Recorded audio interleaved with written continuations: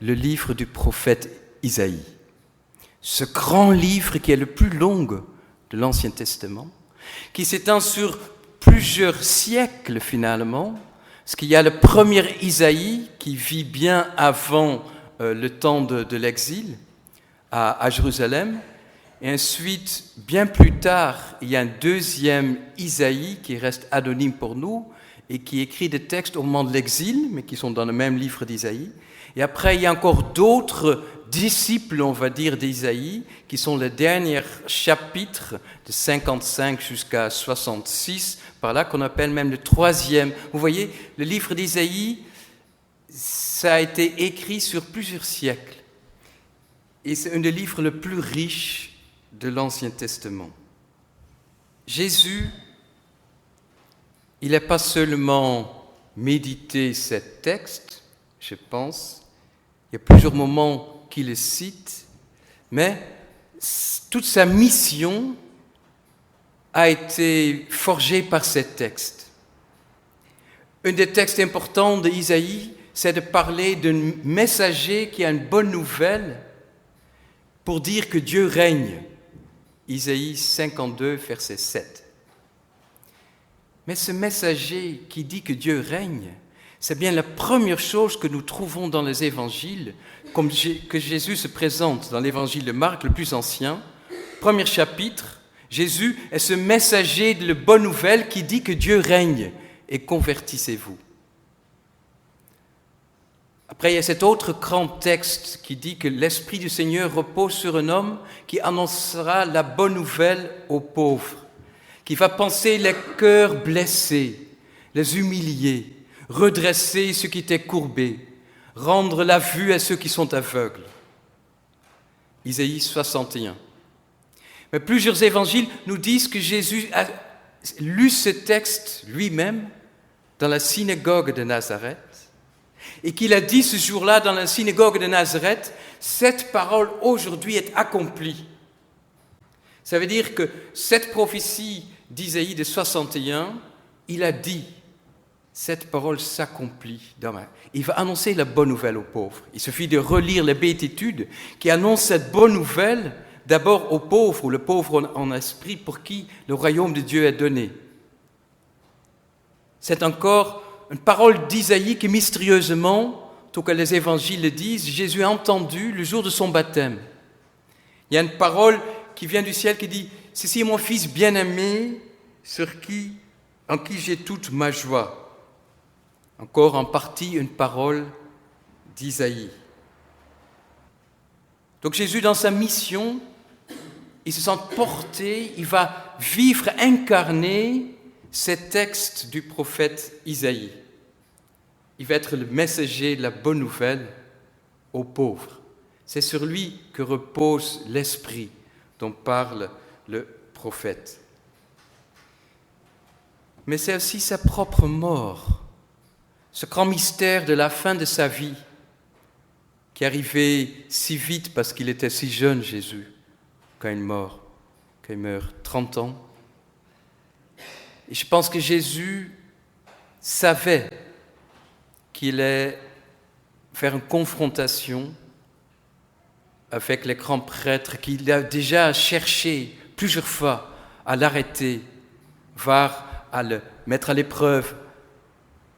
Il va à Jérusalem et il va méditer une autre partie des textes d'Isaïe, tous ces textes sur le serviteur souffrant. Il y a pas tellement de textes dans l'Ancien Testament qui disent que le Messie doit souffrir. En fait, on n'en trouve pas.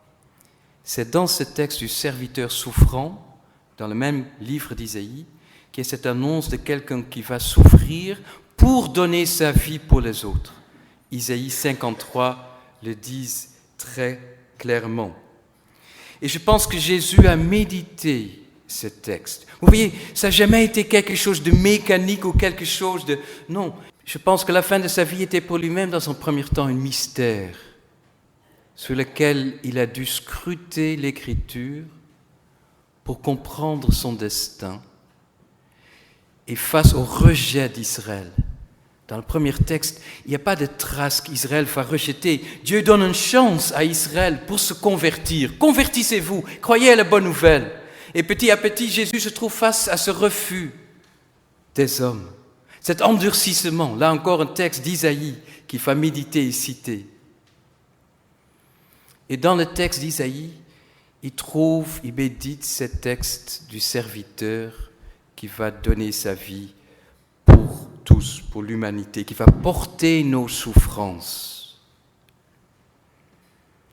Dans sa vie et sa mort, Jésus a incarné ces paroles d'Isaïe de manière profonde, dans sa manière d'être, dans sa manière de mourir. Ces paroles l'ont guidé, sont devenues une lumière pour lui aussi dans des moments de doute ou de ténèbres que Jésus a connus. En Gethsémani, avant de mourir, il dit « Seigneur, qu'est-ce que tu me demandes ?»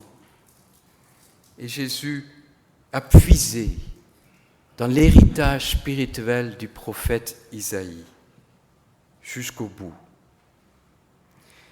L'accomplissement des textes dans la vie de Jésus, c'est jamais à la lettre. C'est selon l'esprit profond d'un héritage spirituel qui avait trouvé son expression la plus profonde, je pense, dans le livre d'Isaïe. Et Jésus a vécu de cela. Pour terminer, ça m'amène à la question suivante. Vivre la parole de Dieu, donc c'est quelque chose qui vient de l'intérieur, il faut incarner, vivre cette parole comme Jésus le fait dans sa vie jusqu'au bout. Il devient la parole vivante. Jean n'a pas tort quand il dit que la parole est venue parmi nous. Jésus devient la parole de Dieu. Il va vivre de l'intérieur jusqu'au bout cette parole de Dieu. Il est la parole vivante de Dieu. Ma question à vous ce soir, ce sera celle-ci. Quelle est aujourd'hui, dans votre vie, la parole de l'Évangile ou de l'Ancien Testament qui vous porte, qui vous semble le plus lumineuse pour vous, une parole de Dieu pour vous, pour le vivre. Je crois que c'est important d'avoir dans sa vie quelques paroles de l'Évangile qu'on veut incarner, qu'on désire vivre. Parce qu'il faut que la parole devienne vivante dans nos vies. Et ça devient aussi de manière concrète quand il y a quelques paroles qui guident mon chemin comme une lampe sur ma route, qui habitent mon cœur, que je médite comme Marie méditait toutes ces paroles. À chacun de nous de répondre quelle est peut-être aujourd'hui la parole de Dieu qui l'habite, qui veut l'habiter, qui éclaire ma vie aujourd'hui ou demain. Parce que la parole de Dieu veut naître en nous. Mais de manière concrète, et pour chacun, c'est peut-être une autre parole que Dieu a sémée dans notre cœur, dans notre vie, pour qu'elle porte fruit. Amen.